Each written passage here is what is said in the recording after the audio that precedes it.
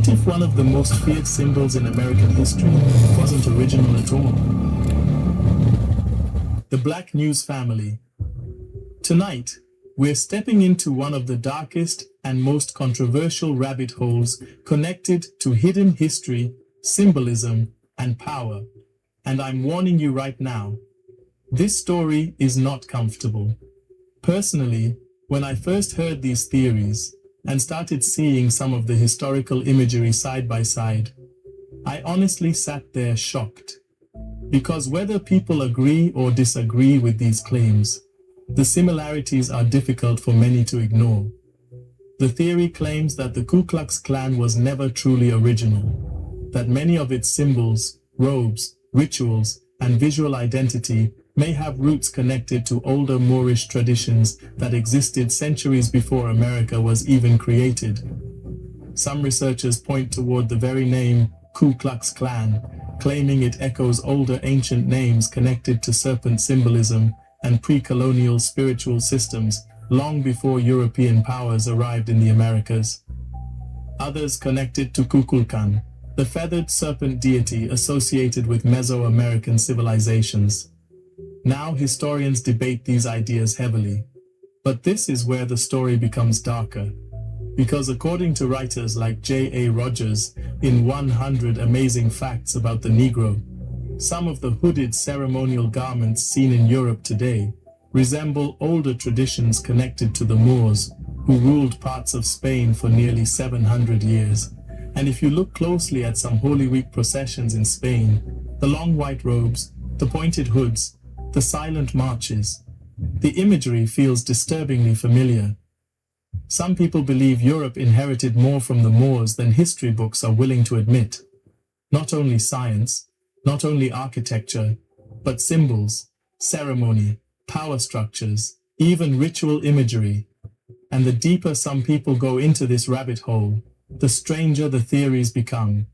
Some claim that even cultural traditions in Europe, from blackface rituals like Zwarte Piet to symbolic celebrations involving bulls and public spectacle, contain echoes of a forgotten era when Moorish influence stretched across parts of Europe. To believers in these theories, these traditions became distorted memories of conquest, removal, and replacement. And whether you believe that or not, you have to admit something. History has a habit of burying uncomfortable origins. The story then moves into modern symbolism. Some people pointed to Kanye West wearing dark hooded garments and instantly connected it to older occult and Masonic imagery tied to power, secrecy, and historical manipulation. Others even claimed artists like Tupac were aware of hidden systems operating beneath politics, entertainment, and corporate America. Now again, these are theories, not proven facts.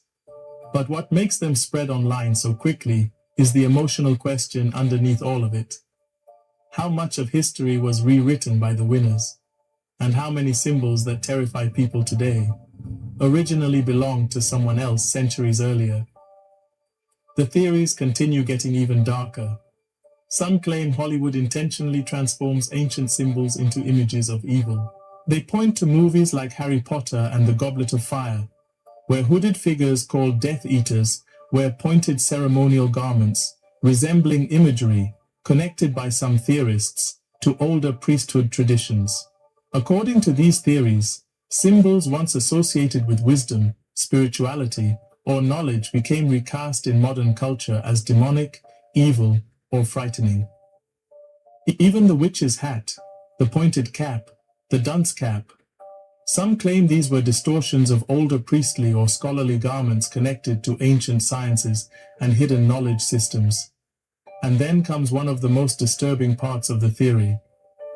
Some people believe the witch hunts in Europe and colonial America were not only about religion or fear, but also about destroying specific bloodlines, traditions, and systems of knowledge connected to older civilizations.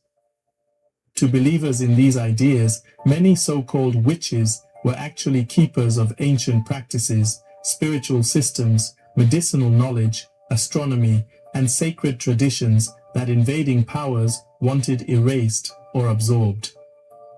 Again, Mainstream historians strongly reject many of these claims.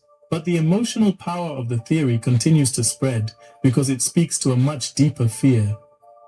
That history may not simply erase people, it may erase their identity while keeping pieces of their culture alive under new names. And maybe that's why these conversations keep exploding online. Because people everywhere are starting to question where symbols come from, who created them, and who benefited after those creators disappeared from history. Whether you believe every theory or not, one thing remains undeniable. The Moors had a massive influence on mathematics, science, navigation, architecture, medicine, and philosophy throughout parts of Europe. And yet millions of people barely learn about them at all. That alone leaves many people asking questions. Maybe too many questions. At the end of the day, you don't have to believe every theory in this video, but you should ask yourself one thing. Who controls history?